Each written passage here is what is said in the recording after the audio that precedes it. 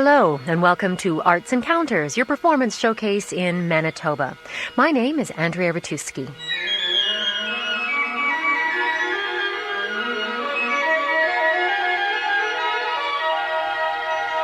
"100 years ago this month, on January 6th to be exact, composer Sophie Carmen Eckhardt-Gramatté was born in Russia. In the early 50s, she and her second husband, Ferdinand Eckhart, came to Winnipeg from Vienna, where she continued composing. She died as a result of an accident in 1974. Today, we are commemorating the life and music of Sonia, as she was known, and we'll also examine the legacy left by her husband, Ferdinand. We'll have a documentary about the Eckhardt-Gramatté Foundation in just a few minutes. As for the music, we'll play some highlights from a concert that took place just a few weeks back as part of the Virtuosi series at Eckhardt-Gramatté Hall at the University of Winnipeg. Members of the Gryphon Trio played some of her music. They also played a trio by Joseph Haydn, and we'll hear that towards the end of the hour. We'll begin with some of Eckhardt-Gramatté's caprices.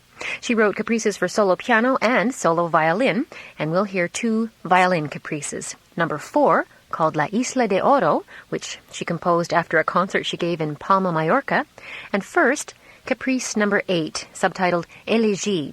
She completed it just before her first husband, Walter Gramatté, died. Incidentally, during the performance of this piece at the Gryphon Trio's concert, there was a slide presentation called Sonia Times 27, featuring 27 portraits of Sonia painted by Walter Gramatté. Here now is violinist Annalie Patipatanikun.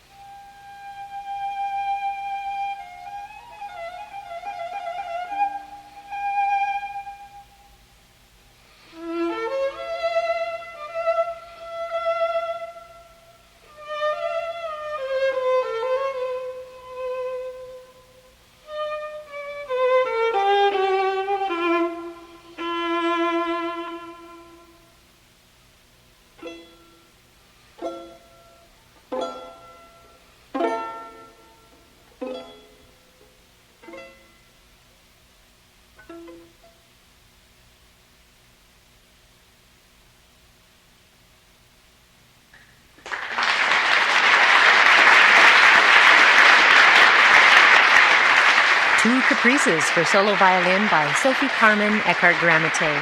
We heard violinist Annalie Padipatanikrin. Annalie is a past winner of the Eckhardt-Gramatté competition in Brandon. And we'll have more from that concert featuring members of the Gryphon Trio later in the hour. Right now, we're going to have a look at the Eckhardt-Gramatté Foundation. This feature was prepared by freelance writer and broadcaster Don Anderson. The legacy of composer Sophie Carmen Eckhardt-Gramatté is an amazing phenomenon. You'll hear her music and see her name throughout Manitoba and beyond. One of the reasons why her reputation lives on so strongly is the Eckhardt-Gramatté Foundation. This charitable institution was established by her second husband, art historian Dr. Ferdinand Eckhart. Its goal is to advance appreciation and understanding of Sonia's music and the works of her first husband, artist Walter Gramatté. To date, the Eckhardt Foundation has given out over $5 million in endowments and other charitable contributions. Major gifts have gone to universities and orchestras in Manitoba and Alberta. The foundation also supports a music competition which bears Sonia's name. This event is broadcast annually, coast to coast, on CBC. The foundation does a great deal more. It helps with the publication of Sonia's music and sponsors concerts and recordings of it. It maintains an extensive archive of her scores, recordings, photographs, letters, and diaries. It has also published books on Walter Gramatté and sponsored exhibitions of his expressionist art in Canada and Germany. All this has its roots in a remarkable love story. Sonia and Walter Gramatté met in Berlin in 1919. They were married 1 year later. His promising career as an artist was cut short by illness. He died in 1929, just 32 years old. The following year, art historian Ferdinand Eckhart came to view some of Gramatté's work. Here's how he described his first meeting with Sonia. I said, I'm here, I want to see the graphic of Walter Gramatté. And so he opens the chest with graphics, and I went very quickly through it, and she said, oh my gosh, this guy is so superficial. And I went up to a certain point and then said, but here he changed his style. And she said, yes, that's when he met me. So I said, and from now on I turned all the things which I have quickly seen back again very slowly and intensively and talked about it. And she said, maybe he's not so superficial. It was her first impression from me. Sonia and Ferdinand were married in 1934. Because of their mutual regard for Walter Gramatté, they agreed that his name should remain part of hers. In 1953, Ferdinand was appointed director of the Winnipeg Art Gallery. The Eckharts made a major impact on the city. Their house became a hub of activity and socializing for Winnipeg's arts community. And it was clear to anyone who saw them together that they were deeply devoted to each other. Dr. Lorne Watson is a former dean of Brandon University's School of Music. He became a friend of the Eckharts shortly after they arrived in Winnipeg. He spent many Saturdays in their home, studying music with Sonia in the morning, then working with her to prepare a book on piano technique in the afternoon. And at 12 o'clock, almost on the dot, he would come Ferdinand in the door with a little hoot, and then Sonia with a little wee, a funny little sound like that later I found out was the way that she and Walter it was their little love communication, and which Ferdinand and she continued on, this little hi sweetheart. There's one of the great truths of their relationship, namely it was a three-way love affair, that Walter was never out of their at least subconscious thoughts.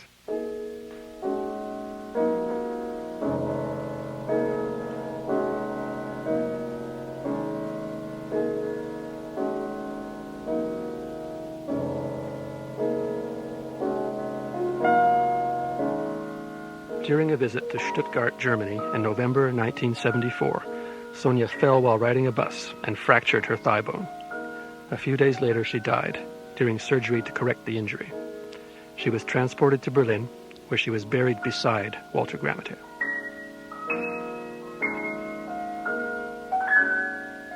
In the wake of Sonia's death, Ferdinand Eckhart's efforts to promote her and Walter not only continued, they increased.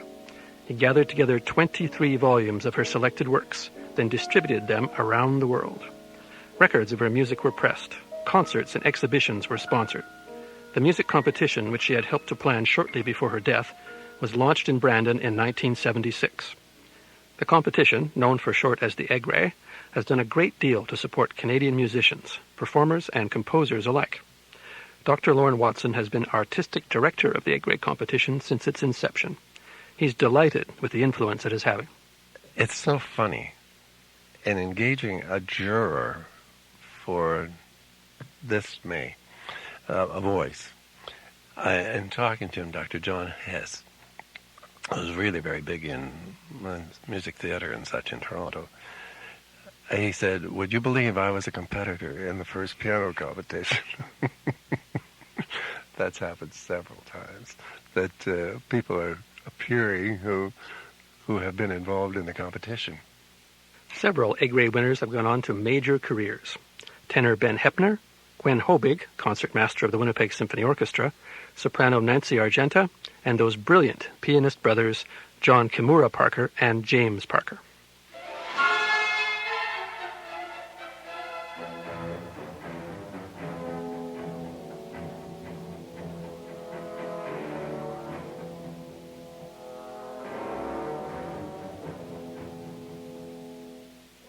Ferdinand Eckhart's devotion to Sonia and Walter reached a new plateau in 1982 when he established the Eckhardt-Gramatté Foundation.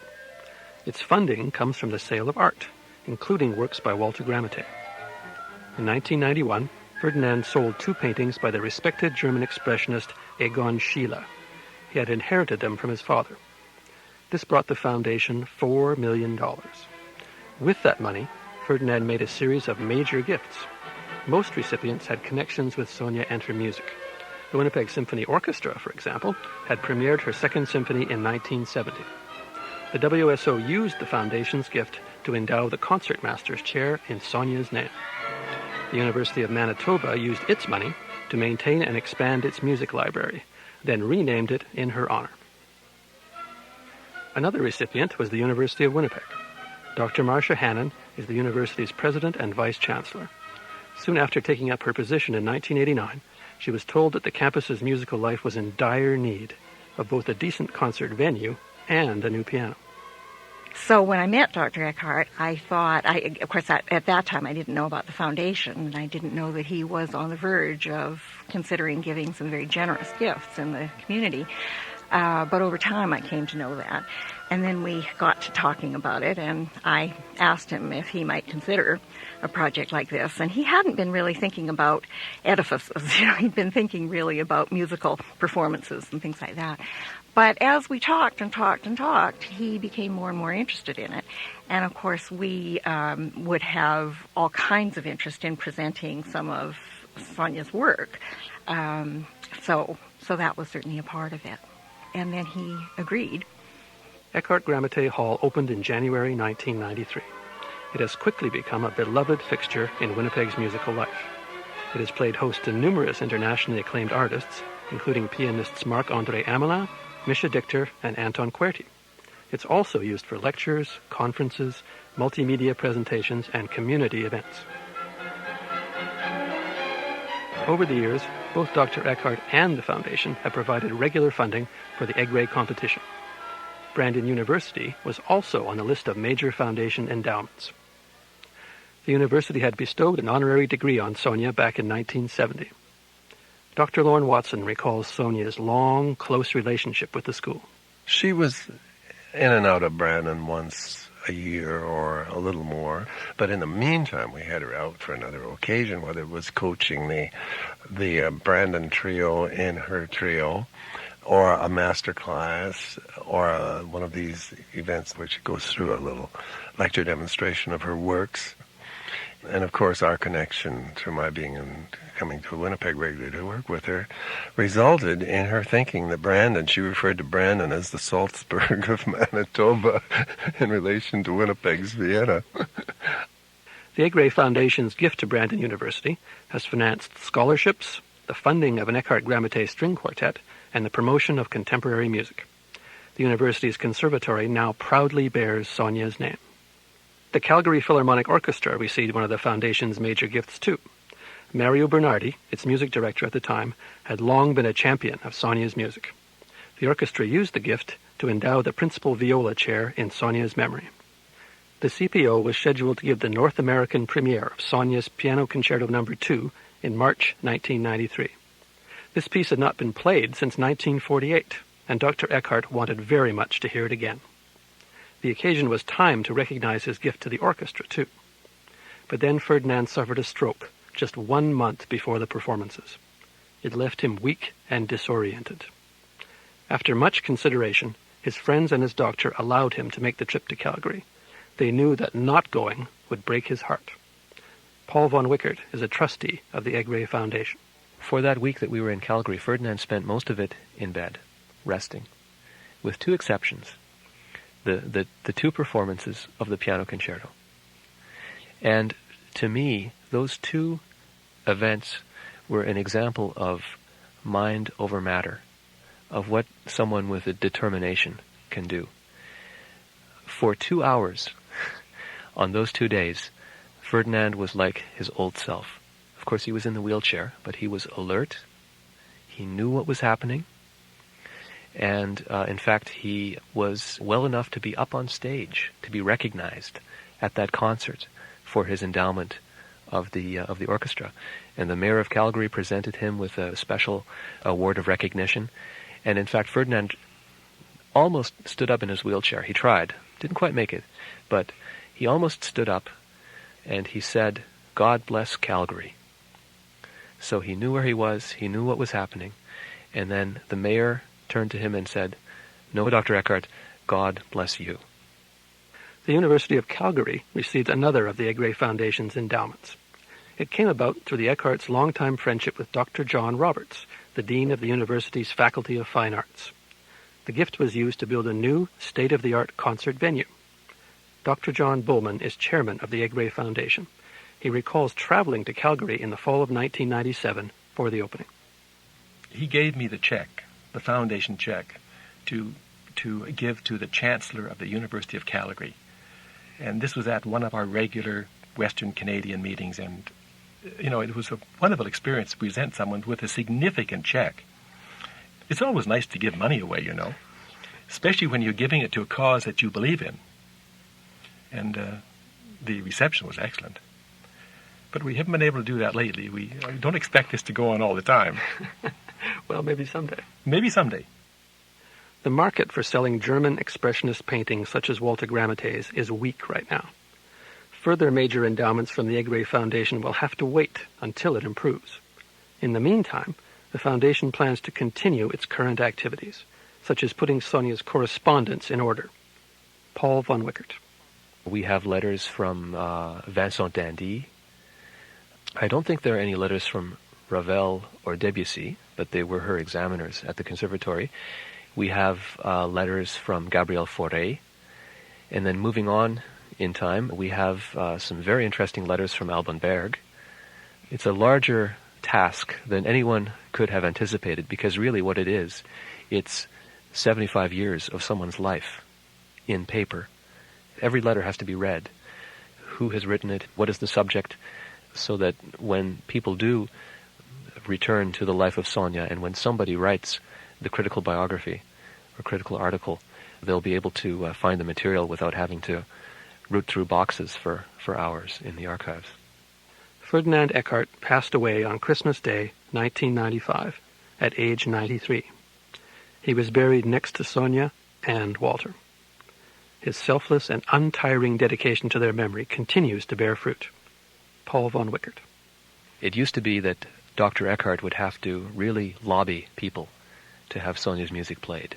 But now we find that we hear about performances that we didn't have to badger people about, that Sonia's music and her reputation have really taken off, that it has a life of its own. And this is really very heartening, very, very heartening to see. Ferdinand, I know that he loved Sonia very, very deeply. He often didn't express that.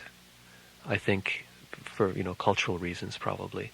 And it was a very, very deep love of her. And it was a love that really transcended time and space. And really, what he did in everything in his life, from 1974 through to 95 when he passed away, was to remember Sonia. Not only for himself, but he remembered Sonia for everybody else. And this memory has now sort of taken on a life of its own. People are playing her music, they're finding out about her, and it's as if this memory now has become part of the collective memory of music lovers and students and scholars in Canada. Not just in Canada, but in Germany, Austria, the United States, Australia. It's pretty amazing.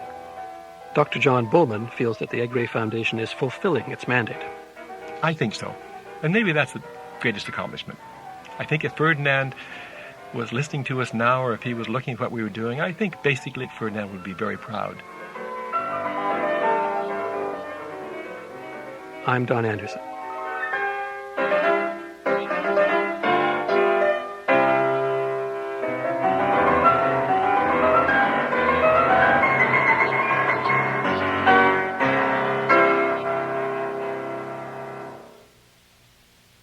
Don Anderson is a freelance writer and broadcaster. You're listening to Arts Encounters on CBC Radio 2 in Manitoba. We're marking the 100th anniversary of the birth of composer Sophie Carmen Eckhardt-Gramatté. And right now, we have more music from the concert that featured her music. First, we'll hear Caprice Number One for solo piano. It's nicknamed Portrait F.E. Ferdinand Eckhart had prepared and published a catalog of Walter Gramatté's graphic work. Sonia composed this piece as a gesture of appreciation to him. This was 3 years before he became her second husband. Here is pianist Jamie Parker.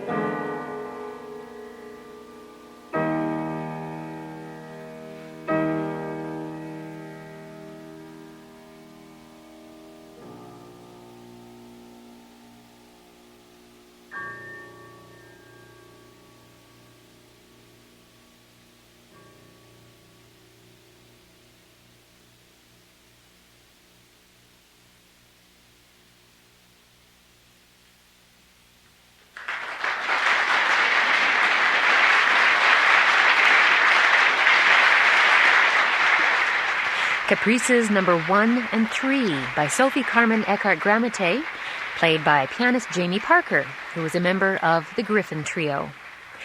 Jamie is also a past winner of the Eckhardt-Gramatté competition.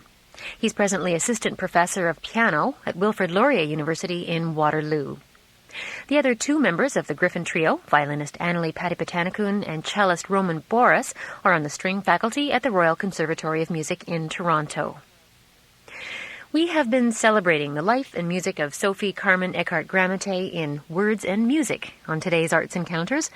More celebrations marking her centenary are taking place just this month. There have been concerts at the University of Manitoba, also in Calgary and San Francisco. In the coming months, the WSO will perform some of her music. There will be recitals in London, Ontario, Vancouver, and Germany. In fact, a concert and forum are planned for Berlin. Well, the Gryphon Trio also included some music by Haydn in their virtuosi concert, and we're going to spend the rest of the hour listening to Haydn's Trio in G, Hoboken 15, number 32. Here are violinist Annalie Patipatanakun, cellist Roman Boris, and pianist Jamie Parker.